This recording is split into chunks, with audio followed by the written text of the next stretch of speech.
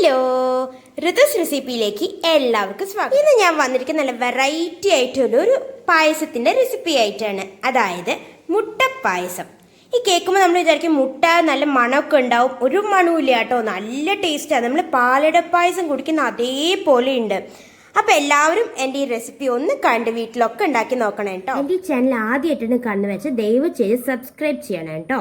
പിന്നെ അടുത്തുള്ള bell icon click ചെയ്ത് ഓൾ ബട്ടൺ ക്ലിക്ക് ചെയ്യണം, എന്നാലേ എൻ്റെ പുതിയ പുതിയ നോട്ടിഫിക്കേഷൻസ് ഒക്കെ നിങ്ങൾക്ക് കിട്ടുള്ളൂ. ഇപ്പൊ സബ്സ്ക്രൈബ് ആയി. ഇതിനായിട്ട് നമ്മൾ ഇവിടെ ഒരു 1/2 ലിറ്റർ പാല് തിളപ്പിക്കാൻ വെച്ചിട്ടുണ്ട്. നന്നായി ഒന്ന് തിളച്ച് വരണം കേട്ടോ. ഇനി നമുക്ക് മാറ്റി വെക്കാം. ഇനി നമ്മൾ പായസമൊക്കെ ഉണ്ടാക്കുന്ന പാത്രത്തിലേക്ക് ഒരു 1/4 കപ്പ് വെള്ളം ഒഴിച്ചിട്ട് അതിലേക്ക് ഒരു 3/4 കപ്പോളം പഞ്ചസാര ഇട്ട് കൊടുക്കുന്നുണ്ട്. ഇനി നമുക്കിതൊന്ന് കാരമലൈസ് ചെയ്തെടുക്കാം കേട്ടോ. ഓക്കെ, ഇപ്പം നമ്മൾ കാരമലൈസ് ചെയ്തു കേട്ടോ. അത് ബ്രൗൺ കളറായി വന്നിട്ടുണ്ട്. ഇതിപ്പോൾ ഇത്രയും മതിയാവും. ഇനി നമുക്കിതിലേക്ക് കുറേശ്ശെ പാൽ ഒഴിച്ചു കൊടുക്കാം കേട്ടോ. കുറച്ചേ ഒഴിക്കാവൂ, കാരണം അത് പൊന്തി വരും. എന്നിട്ട് നമുക്കിത് നന്നായി ഇളക്കി കൊടുക്കണേ. നന്നായിട്ട് ഇളക്കി കൊടുക്കണം കേട്ടോ, കട്ട പിടിക്കാതെ. പിന്നീട് നമുക്ക് ഫുൾ പാൽ ഒഴിച്ചു കൊടുത്ത് നന്നായിട്ട് മിക്സ് ചെയ്ത് ഇളക്കി കൊടുക്കണേ. കട്ട പിടിക്കാതെ ഇളക്കി കൊടുക്കണം കേട്ടോ. ഈ പാലൊന്ന് കുറുകി വരുന്ന വരെ നമുക്ക് ഇളക്കി കൊടുക്കണേ. ഇനി നമുക്ക് ഇതിലേക്ക് നന്നായി ബീറ്റ് ചെയ്ത് മുട്ടേന്റെ വെള്ള ഒഴിച്ചു കൊടുക്കുന്നുണ്ട്. ഇനി നമ്മൾ ഇതിലേക്ക് ഇടാൻ പോകുന്നത് കോഴിമുട്ട പുഴുങ്ങിയതാണ്, 2 എണ്ണം. നമ്മൾ ഇതിന്റെ വെള്ളം മാത്രമേ എടുക്കുന്നുള്ളൂ. ഇതിന്റെ മഞ്ഞ നമ്മൾ മാറ്റിയിട്ട് വേണം കേട്ടോ.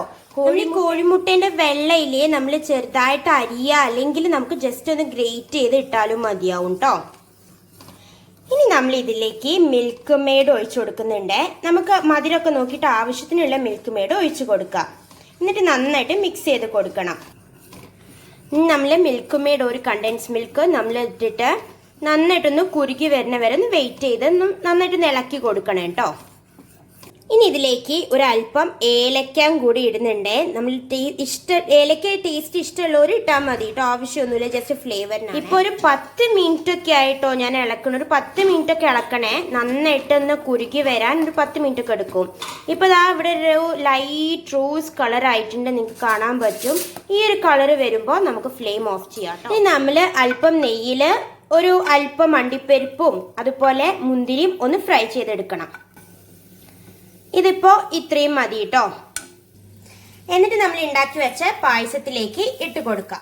നമ്മൾ വളരെ ടേസ്റ്റി ആയിട്ടുള്ള മുട്ട പായസം ഇവിടെ റെഡി ആയിട്ടുണ്ട്. ശരിക്കും കഴിച്ചു നോക്കുമ്പോൾ പാലട പായസത്തിന്റെ അതേപോലെ ഉണ്ട് കേട്ടോ. നല്ല ടേസ്റ്റാണ്.